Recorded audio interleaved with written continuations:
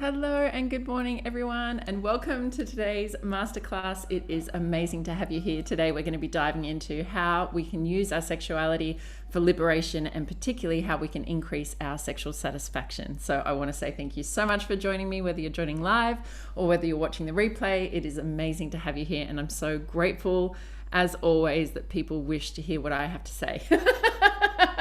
Because I couldn't do this without you, and so I'm just so grateful for your contribution, your questions, your willingness to show up and say yes. So thank you so much from the bottom of my heart.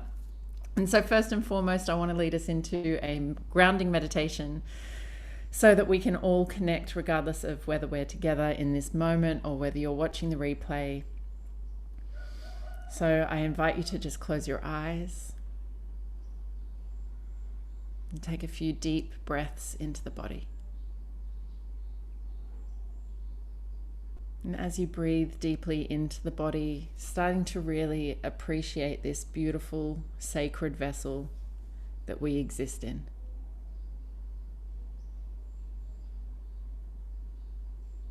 Just feeling how good it feels to breathe.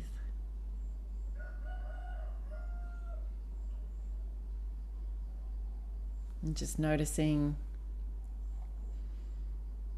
that we breathe all day without bringing our conscious awareness to it. But we get this opportunity in every breath to drop in, to become aware, to allow ourselves to be more deeply nourished, and to find more pleasure in this very moment. The pleasure of a beautiful, deep breath. And so as I open up this energetic space today for our masterclass, I extend a beautiful field of golden light. Very pure, high vibrational energy, connected to the goddess, the divine feminine in each of us.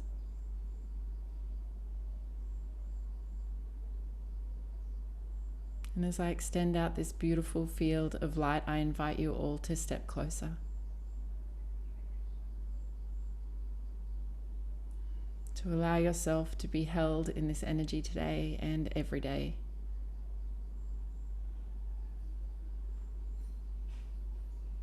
To allow yourself the opportunity to be seen, to be loved,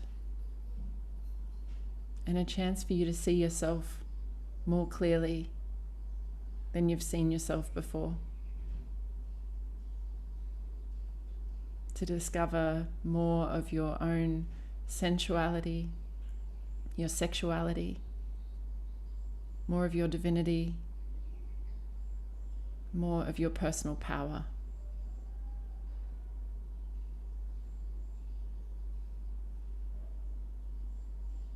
And invite you to just let go of anything that's been weighing on you heavily. Whether that feels symbolic, like something that's just been weighing on your shoulders, or whether that's something that you're very aware of. This is an opportunity now to just lay that to the side. This is an opportunity for you to receive, to expand, to learn, to enjoy. And I just ask that all the words that pour from me today come straight from my heart and straight from the divine that wishes to speak through me today. And that all of those words are delivered straight into your heart. And that you may hear exactly what you need to hear today. And you receive exactly what you need to receive. And then we get to spend this time together in joy, in lightness, and with laughter.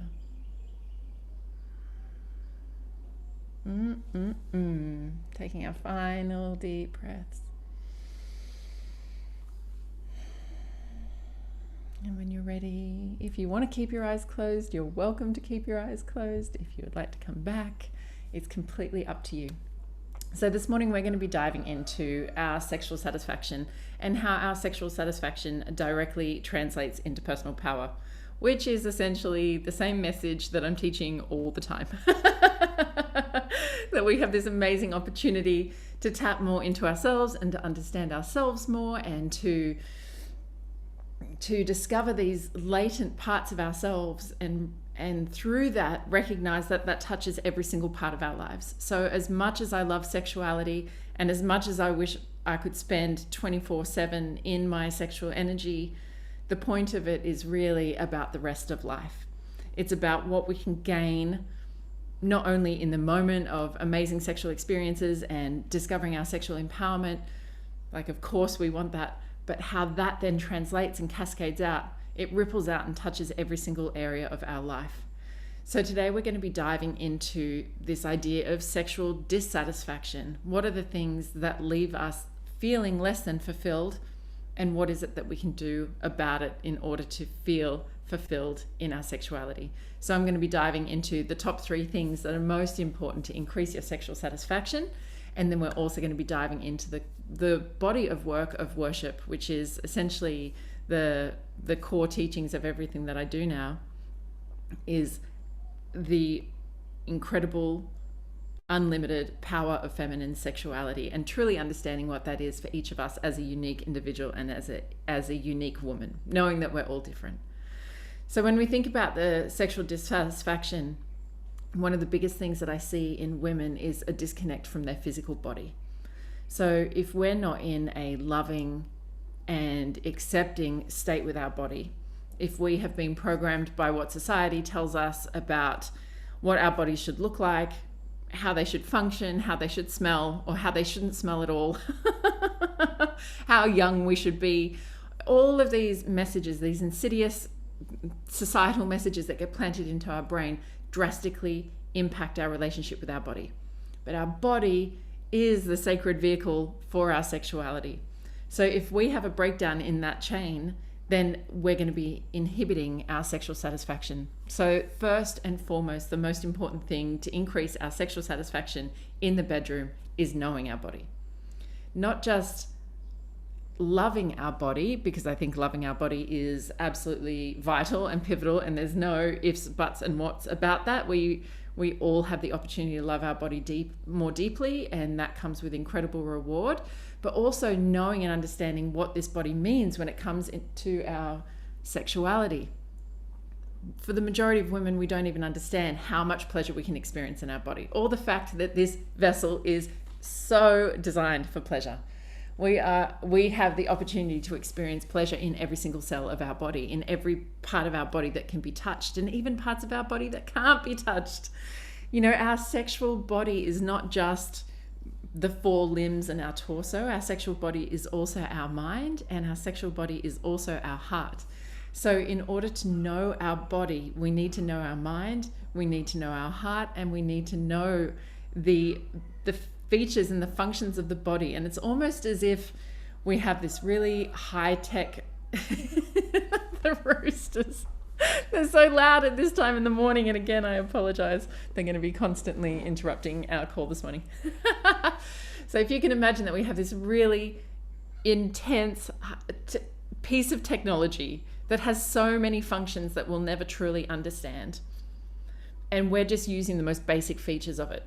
That's essentially how women are operating with their sexuality. We have so many features and functions, but we don't have a manual to understand the body. We don't have somewhere where we can refer to and say, oh, okay, well, that's how I can unlock that part of my sexuality, or that's how I could experience those kinds of orgasms, or, oh, that's how I'm meant to prepare the body, or I'm meant to get to level 1 before I can get to level 2, and then I can reach level 3. So, I think it's quite an unfortunate thing that for the majority of people, a vast amount of their sexual education comes from the porn industry, because the porn industry doesn't give us a complete picture I am by no means anti-porn. I love porn myself. I love the selective porn, I should say. But I'm not against porn. But what I think is problematic with porn is that it doesn't show us the entire picture. So there's a lot of things that people can do that are demonstrated there that might either make a woman feel like, I could never do that, or that's being faked, or like that's not for the woman's pleasure. Many, many stories like this. But actually, that's not entirely true. A lot of those things are absolutely possible and are pleasurable for women, but not immediately. And that requires a journey to get there. But if we don't know that, and no one's ever told us these things, and then you go online and you see something that's like absolutely shocking and you have no idea how they did it or what they were doing, or like it just looks like some confusing state. It's nothing like what we've known our sexuality to be. It can really alienate us. It can create a sense of self-judgment. It can create a hell of a lot of shame. So in understanding and knowing our body's potential, knowing how and why we unlock that body's potential, we then start to reclaim some of this sexual power and some of the amazing things that our body can do. So one example of this is maybe offering oral sex to a man. There's a lot of women who do not find that to be a pleasurable activity, and to feel that to be an activity of giving and not receiving. But in fact, it can be an extremely pleasurable act for the woman as well, if we unlock the pleasure center that is the throat, and if we understand how we can move sexual energy throughout our body at the same time. So it is absolutely possible for a woman to experience orgasmic states and orgasms while giving oral sex to a man. But historically, this is something that's been taken from us. It's not something that we've given. Almost every woman has had an experience of like doing that and breaching her own boundaries, doing that against her will. And it's such an intimate act as well to have it in your mouth and have it in your face, especially when it's an act that's explored more commonly in our early stages of sexuality before we lose our virginity. So we have a lot of inexperience around it as well. And that can leave women with, this is one standalone sexual act, and we could apply it to absolutely every single sexual act. Any time that we've had our boundaries breached, or any time that we've had a negative experience, that then taints that particular experience and prevents us from being able to access the pleasure that's available in it for us. So one of the most important things about increasing our sexual satisfaction is understanding our body's functionality, and that's for our own sake. And one of the most important steps to get there is to remove all of the shame that we hold around our bodies. So there are so many women I know that are incredibly uncomfortable with their body hair, and that is something that society has conditioned us into understanding, is that something like body hair is something that's quite often disregarded, not wanted, or shamed.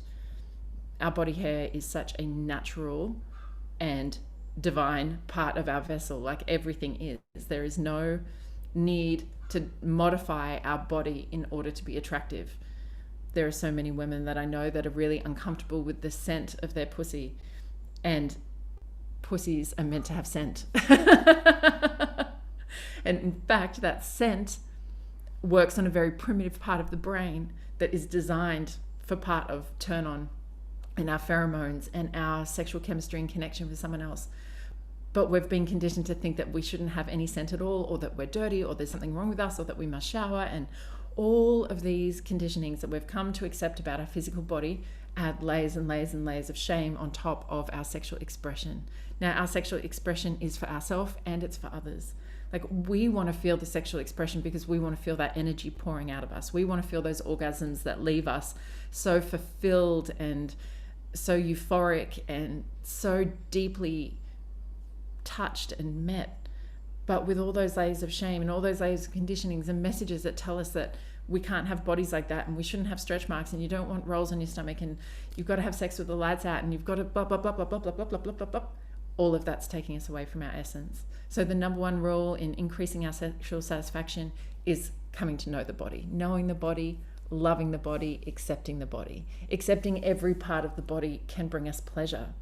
Another thing that I find really commonly is how much discomfort people have with feet. So many people are just not comfortable with feet. And when you transcend these kind of conditionings and these beliefs, and you come into this state of acceptance of everything, you look back and you think, that's really strange that we have disowned certain parts of the body as gross. Like, there is an intimacy with feet, absolutely. They're highly sensitive. They touch the ground all the time. So when we look back historically, you know, people that didn't have shoes would have dirty feet, and, you know, the wealthy would wear white socks to show that they didn't have to walk in the mud. And feet, and even when I think about, you know, being at the feet of Christ, and there is so much involved in feet. But also, a very interesting fact is that in the parietal lobe of the brain, which is the part of the brain that has all the receptors that tell us, they pick up information about the body, there's this thing called the homunculus, which almost looks like the body of a man going down the edge of the parietal lobe, and you could see where different parts of the brain have different receptors for body parts, and the genitals and the feet are next to each other. So the reason why some people find feet incredibly erotic is often because the same part of the brain lights up as their genitals. So feet can be an incredibly pleasurable part of our sexual expression. And in fact, when I'm expressing my sexuality, I want every single part of me included in that. I don't want, well, you can make love to all of me, but don't go near my feet. Or you can touch me everywhere, but don't touch my tummy rolls. Or, like, I have had so many, I'm speaking from my own personal experience here, trust me, I have had so many parts of my body that I've not wanted to share with others, or I felt uncomfortable with. And certainly before I ever started exploring anything anal, I had a very strict no bum rule. Absolutely not. And now I understand it to be one of the most pleasurable parts of my body, and I love it. But it's amazing how much we disown ourselves. So this journey is about coming back into sacred reverence of all of ourselves, recognizing that every single part of this beautiful divine vessel that our soul has incarnated into is worthy of worship. Not only is it worthy of worship, but it holds the power for immense orgasmic pleasure. And if we think about that orgasmic energy, we want to be circulating it through the body. We want to be increasing how much orgasmic energy we can hold. We want to be expanding how much sexual energy we can hold. And if you've cut off half of your energy by saying nothing around my feet, or nothing here, or nothing there, or only when I'm in this form, only when I've showered, or only when I've removed my hair, or only when I've got makeup, or like, oh, don't mess up my hair, like I did my hair today, so don't grab my hair. Like, you can imagine how much that's blocking the flow of energy. So first and foremost, we must love ourselves, love and accept every single part of ourselves, and then understand the pleasure capacity. So a lot of these orgasmic states are built up over time and layered upon different types of orgasms. So I speak quite a lot about unlocking internal orgasms. So in order to unlock internal orgasms, if someone is currently experiencing only clitoral orgasms, then there's ways to hijack the nervous system and start to have blended orgasms. So you start to utilize those pleasure pathways that you already have.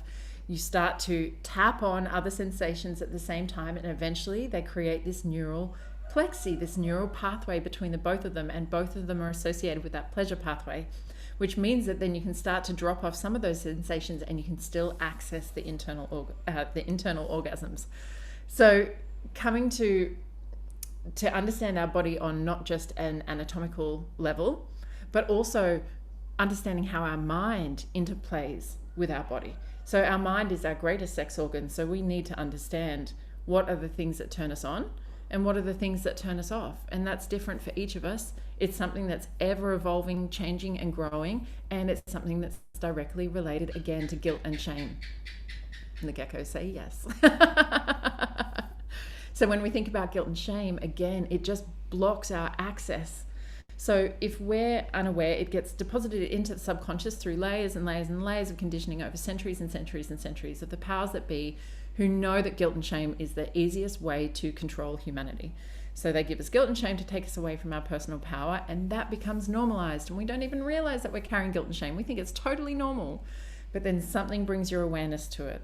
And our job is to actually transmute that guilt and shame by working through it, by coming into that state of love and acceptance with ourselves, of recognizing it for what it is, and that these are tools that have been used to take us away from our inherent sacred divine sexuality. So as we start to clear that guilt and shame, we may discover new turn-ons, A lot of our turn-offs may simply be a response to the conditioning that we have. It may be a response to past experiences that we've had. It may be a response to trauma that we've experienced. And we have the ability to reprogram ourselves as such, to go back and heal these parts of ourselves that may still be holding on to these experiences and reclaim it in our own way, in our own sacred and loving and accepting way. So getting to navigate the mind is one of the, if not the most important part of our sexuality. For the majority of women, to just get fucked sexually, physically, without a mental connection and without an emotional connection is not going to lead to deeply satisfying sexual experiences. There are still a vast number of women who will be absolutely fine to have physical interaction without a mental and emotional connection, but those truly profound orgasmic states, those change your life moments of absolute transcendence comes when every single part of us is engaged in that activity. So when we bring our mind in and we understand how we can use the mind as a tool, how we can follow these little impulses of eroticism in our mind, and when we can have the courage to explore our mind in this erotic way and really let go of any preconceived ideas and judgments of what we should or shouldn't desire or who we should or shouldn't be, then we start to really access the mind's erotic potential. And then the other component of that is our heart. So if you've listened to my podcast about being a demisexual or seen me mention that on Instagram, it's been a life changer for me to understand myself in this way, because my emotional connection is a precursor for my eroticism. So without feeling like my heart is seen and cherished and understood and protected, then my body doesn't want to open. I don't want to share. I don't want someone to come into this sacred vessel if they don't appreciate my heart. But when I'm with a lover that can appreciate and cherish and nourish my heart, everything opens. But beyond that, to be with a lover who can then understand how to move that emotional energy as the current for our sexuality, as the very thing that our sexuality, that it transmits upon, that emotion, that's when the most powerful sexual experiences have happened for me. So that's going to be different for everyone. Even understanding that where you sit on that spectrum of mind, heart, and body, and even spirit and spiritual sex and energetic sex. Like, once you come to know yourself more, once you start to do these explorations into ourselves, be willing to heal and move through whatever's coming up, we then start to get a picture of what our unique eroticism looks like. And once you have that roadmap, that's how you can create these deeply satisfying sexual experiences. So that's step one.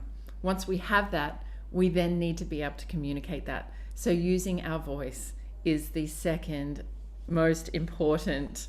I couldn't even put these in a hierarchy, to be honest. Knowing the body and using the voice.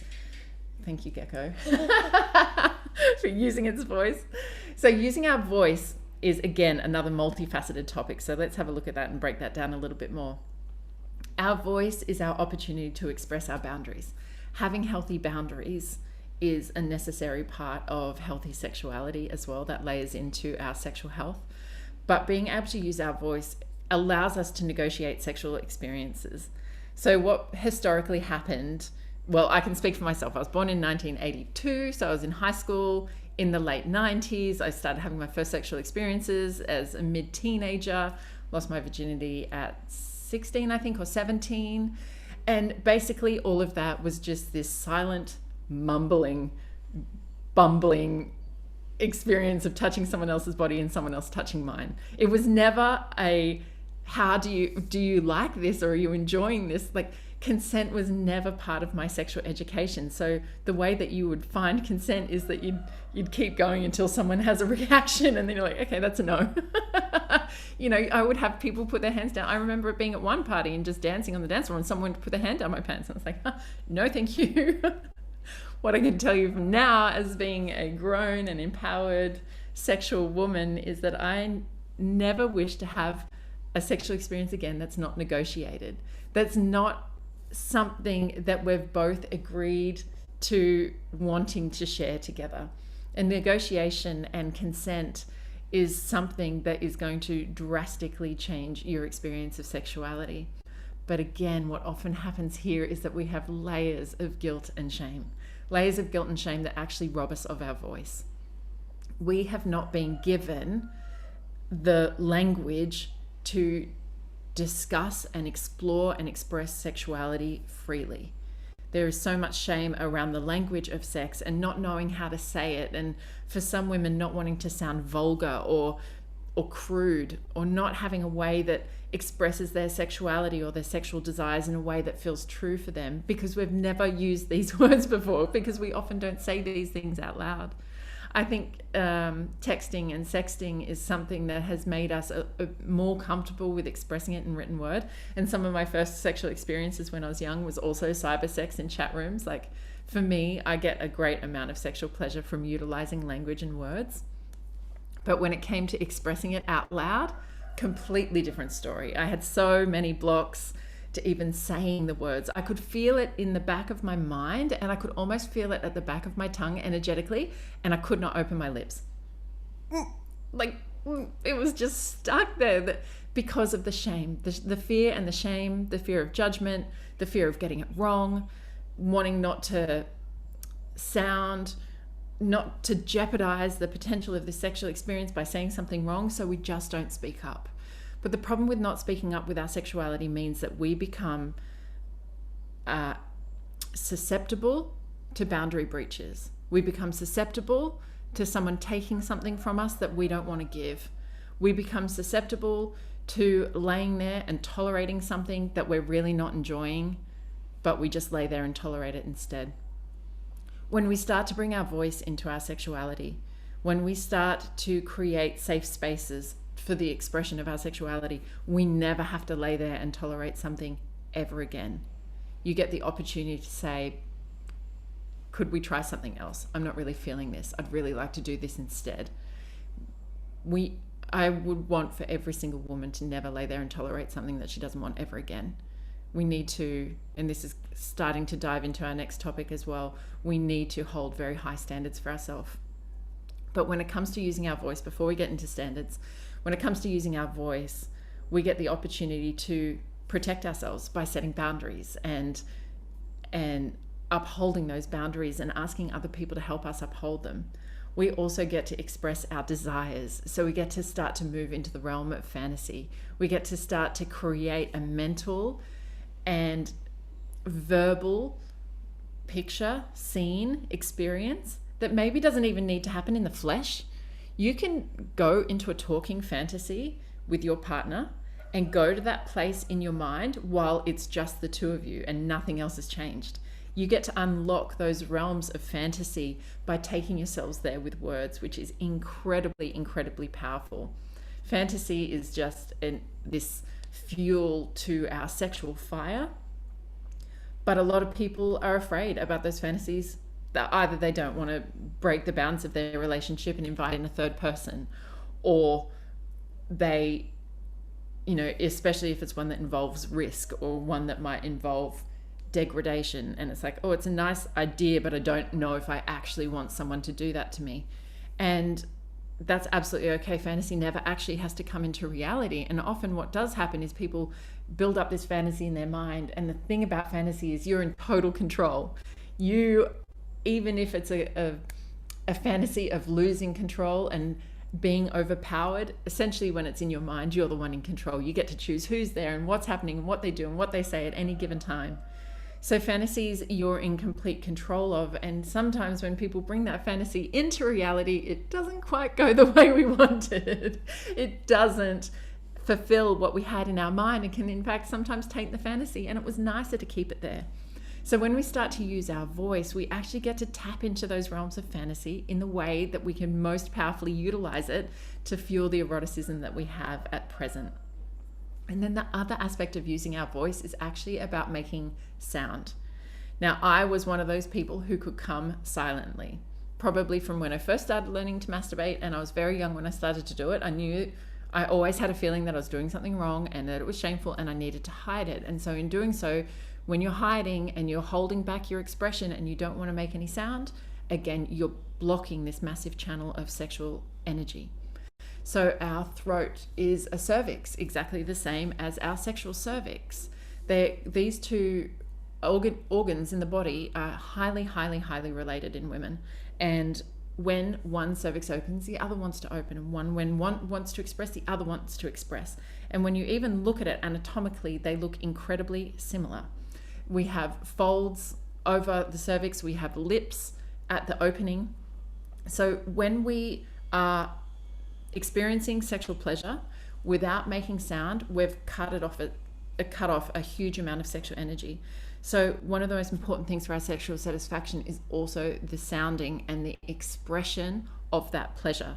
Not only does that allow for more energy to move through the body, and you'll have more powerful orgasms just as a result of making more sound, but if we're having partnered sex, we're also giving this feedback, this amazing real-time feedback to our partners as to what we like and how much we're liking it. And that again will directly increase more sexual satisfaction because our partners are aware. So often, if you're just with someone who is not really sure, and God bless the people who choose to sleep with women, because we are so complex. We are so complex, and every single one of us is so different. And you can feel so confident with one partner.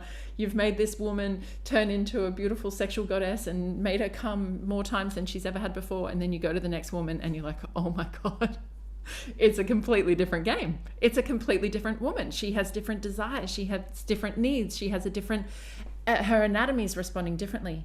So when we're using our voice and when we're giving feedback to our partners of what we like and how we like it, and if we want them to slow down or if we want them to speed up or if we want them to don't stop, keep doing that, you know, that rhythmic, repetitive thing is very, very powerful for women's sexuality. So when we're using our voice in that way, when we're making the sounds of pleasure, not only are the sounds of pleasure hugely erotic and a huge turn on to anyone that gets to be present in the sounds of a woman's pleasure, but it's also giving that real-time feedback, which is directing this experience into a more satisfying sexual experience for you.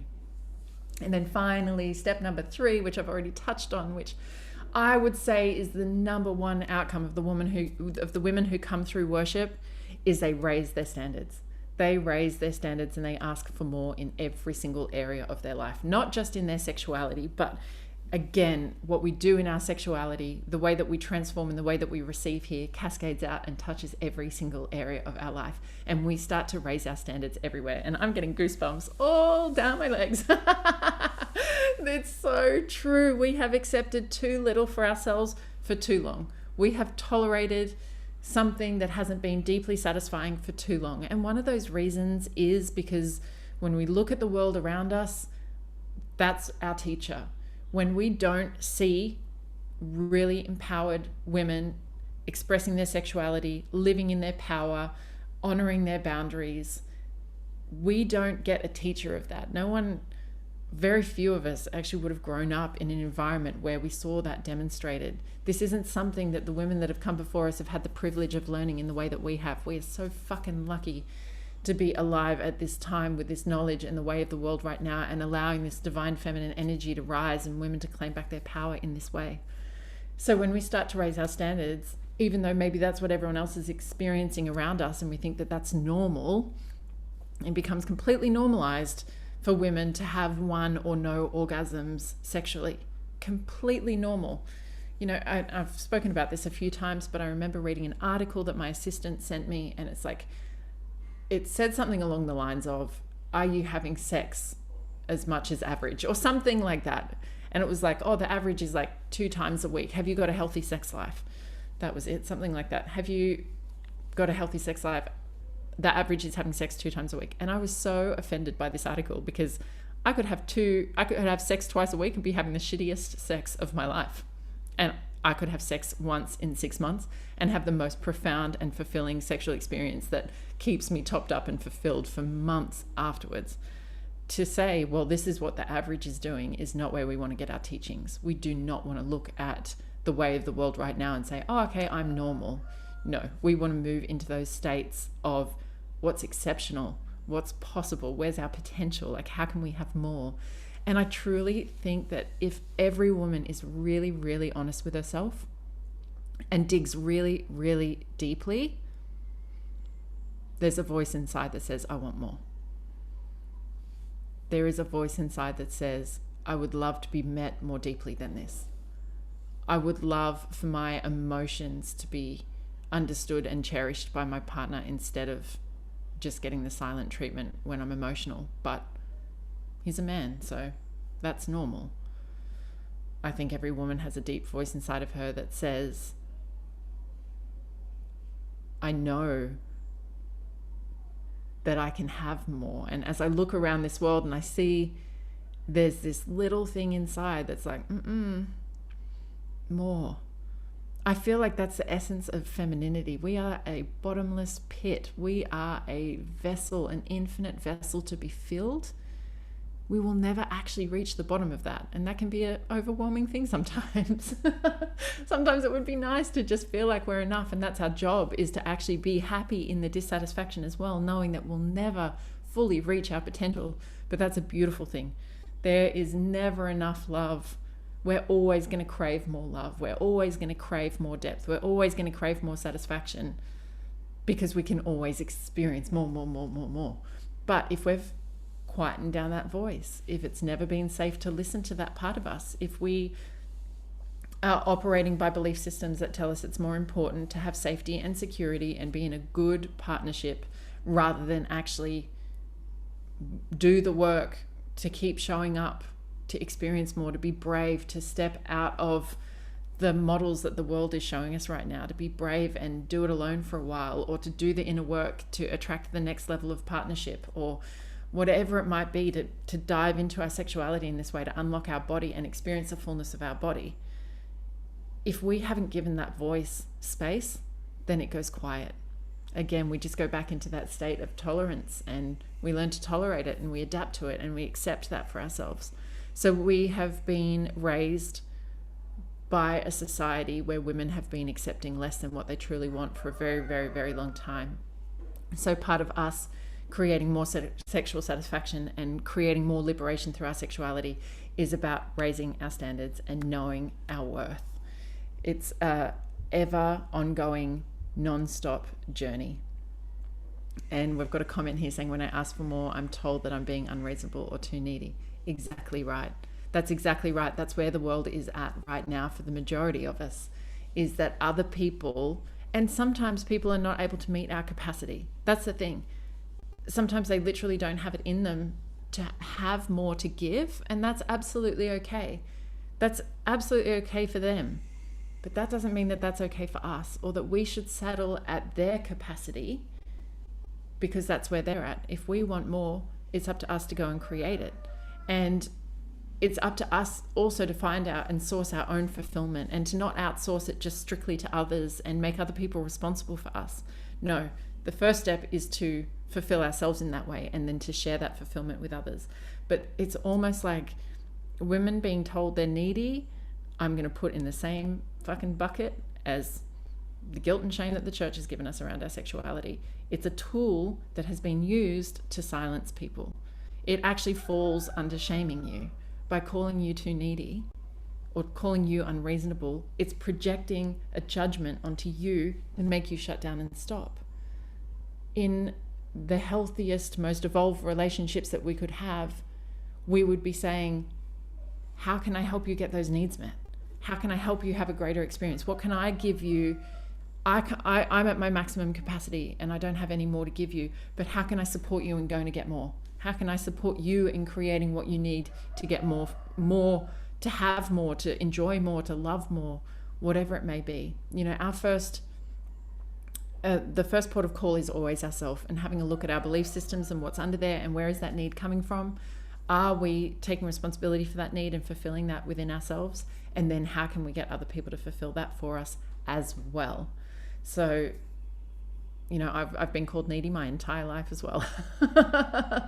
And I'm this giant capacity, voracious, ravenous being who loves life. I fucking love life. I love being alive. I love experiencing more. I love having more. I love not taking no for an answer, and I'll go after it. I'll go after my dreams. I'm going to create it. I'm going to experience it.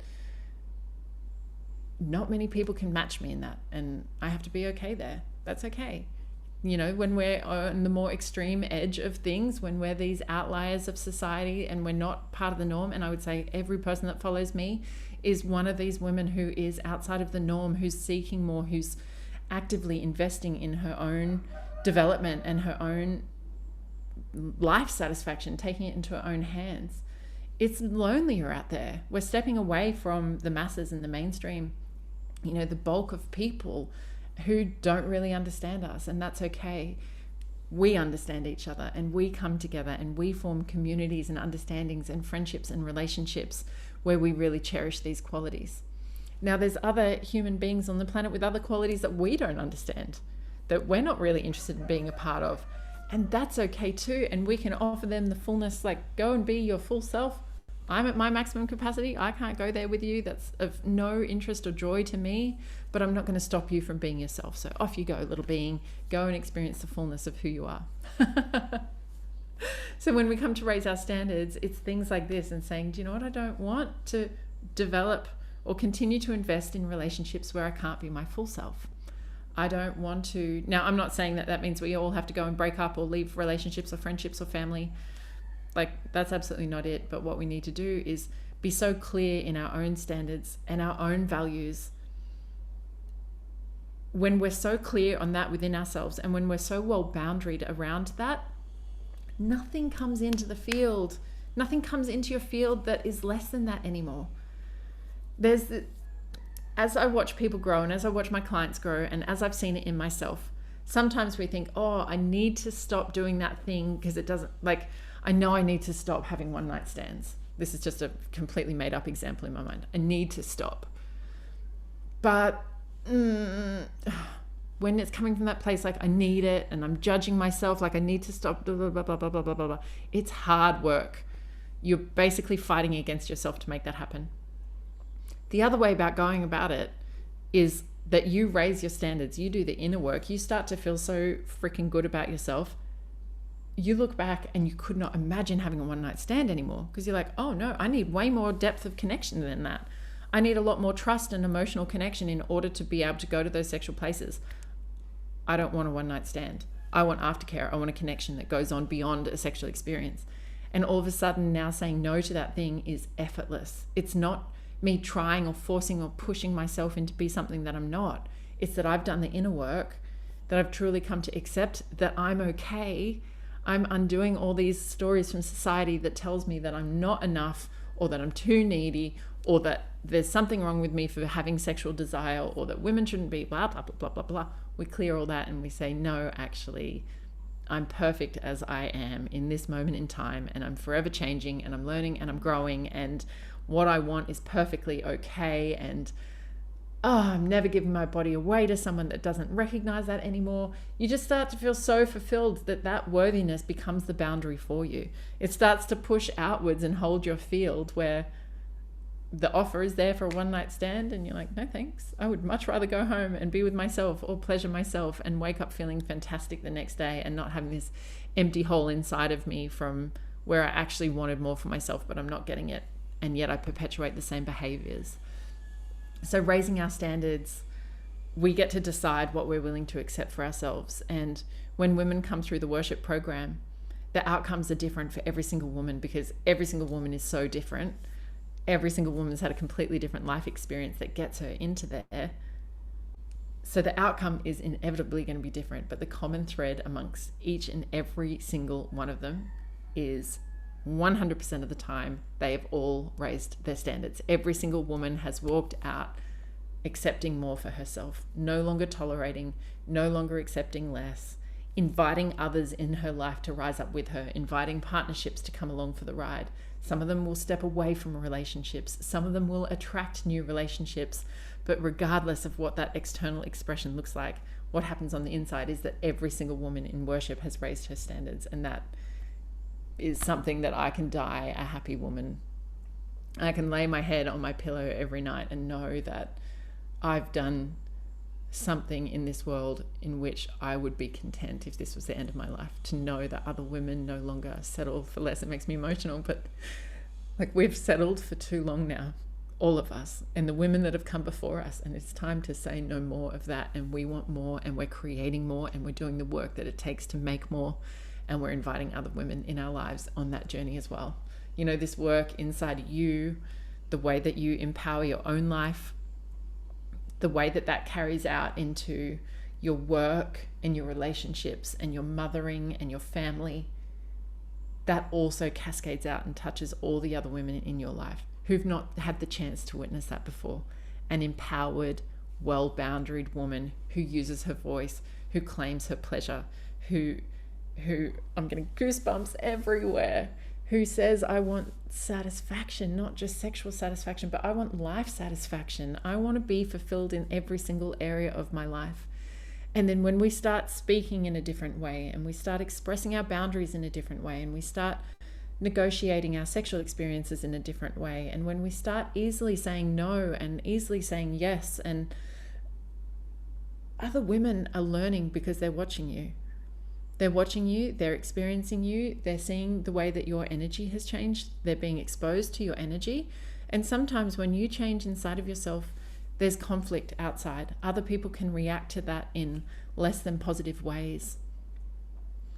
That's natural and it's normal, and it's not to be avoided, because on the other side of that chaos is order. And so sometimes these relationships need a shake up, because those relationships have been operating in dysfunction without healthy boundaries. So you set a new boundary, and then we've got some conflict happening because they don't really like that things are changing. But that's leading us to this place where we can now relate in a more healthily boundaried way. So this change that you are undergoing, and I say this all the time too, but I just so wholeheartedly believe it. Like, if we have the access and the privilege to be doing this work at this time, it's our obligation to all the women on the planet who don't yet get this privilege, because we get to contribute our energy to the collective consciousness. We get to change the face of the planet in our own way. And at some point we hit this tipping point where we move into so much greater empowerment. Like, this is not just about us. This is about every single woman on the planet, and all the women who've come before us, and our ancestors that never got this privilege to learn about boundaries, and to learn to say no, and to learn that their body is this vehicle for immense orgasmic pleasure. Like, we are doing it for ourselves first and foremost, but we're doing it for everyone else as well. And it's an incredible, incredible thing that we're doing on the planet at this time. So we are nearing the end of our time together, which is amazing, because I could talk forever. But I do want to share a little bit with you about my course Worship, because the doors open today. And this has been an absolutely life-changing journey for me, being the creator and the teacher of worship. And it's a privilege to go through this course, and to also gain so much each round, and to learn so much, and to have the contribution of each of the women who come in. But we journey together for 5 months, and 5 months seems like a long time, but actually it goes by in a blink of an eye, and you realize it is just the beginning. This is a lifelong journey that we're taking in terms of our sexuality. We'll never stop learning. We'll never stop growing. We'll never stop deconditioning ourselves from what the world has taught us. You know, what's in our cells and our ancestry and our epigenetics. It's a lifelong path. So in Worship, we meet and do live calls on every new moon and full moon over those 5 months. And then we have this amazing new platform where all of the teachings are housed. And so that's the Worship Learning Temple. And that's for you to move through at your own pace throughout the month, to take on. There's content and there's bonus content, there's home play, there's journaling prompts, there's playlists. There's so much there to create this enriching experience for you. And you'll also be partnered with another woman in the group and do partner calls once a month. So this is an opportunity for you to start to put into practice some of the things that you're learning. It's a safe space for you to start expressing some boundaries that you've never expressed before, and get used to and familiar with using your voice. It can be an opportunity to share what's come up for you in the journal prompts. And the journaling journey throughout this 5 months is incredibly rich and incredibly expansive. And then your partnership calls are opportunities to really dive into that together. We then have a Telegram group as well, which is how we all keep in contact. That's our beautiful social connection, and that's the place where we share our celebrations. You can come in that group at any time and ask for support. You can ask questions. You can share where you're being challenged. This is where we all celebrate each other, whether you want to get in there with a voice memo or whether you want to make a video or drop in a photo or just write a text. It's where we'll put in little updates and call reminders that the calls are coming up. And Telegram is like having all of these women having this new beautiful friendship circle of incredibly supportive, empowered women right there in your pocket, in your life every day. So even if you're the only woman in your world that's willing to do this kind of work, you're actually constantly tapped into this amazing network of women. So the other amazing thing about the platform is you now get lifetime access. So all the women that have already been through the first 2 rounds of worship all now come through and get to see all the new content. And as I continually develop and evolve this program, you'll continually develop and evolve too. So you'll always get access to upgrades from that, which is amazing. So we have 3 different pricing levels. We have the access to everything, which is called the Classic. Then the next level is VIP, where you can also choose to have 4 one-on-one sessions with me. And then we have the VIP level, which is a completely personalized program. And all of those price points have payment plans. And so the lowest access point for the entire program is 377 Australian dollars a month. So it really is quite reasonable. If you feel like this is a yes, it was important for me to be able to make sure it was accessible for people without causing a huge financial strain in their life. So $377 a month is Classic on the 10 payment plan. And that's going to give you, as I said, lifetime access. So we've got our new landing page. I'll drop the URL here into the notes. You'll find it in the show notes of the podcast, and you'll find it in the email if you're watching the replay, but you can go and check it out. And if you've got any questions, you can actually book in for a 30-minute call with me via that page. So please do let me know. And the first 5 people to sign up also get a fuck yes bonus for saying fuck yes straight away. And that's a bonus one-on-one healing session with me. So as life graduates beyond worship, we have Women of Worship, which is our group for the alumni. All the women that have graduated still get to stay connected. We do a monthly community call where we share our updates, we celebrate what's happening, we look at the way that it's unfolding. One of the women recently had a little baby girl, which is our first child of worship, which is, it's a very it's a powerful thing to think about, new baby girls that are being born to mothers who've had the opportunity to clear all of this guilt and shame, and then the difficulty, and reclaimed her sexuality and what that will mean to be a mother from this part forward. So Women of Worship is available forevermore. We never have to feel alone in this ever again. So I really hope you've enjoyed today's masterclass. Just to gently recap those points, it's our sexual satisfaction is in our hands, and that comes from really knowing our bodies, from using our voice and raising our standards. If we just do those 3 things, we are on the path to experience greatness. So I hope you have all enjoyed today. As always, please let me know if you have any questions.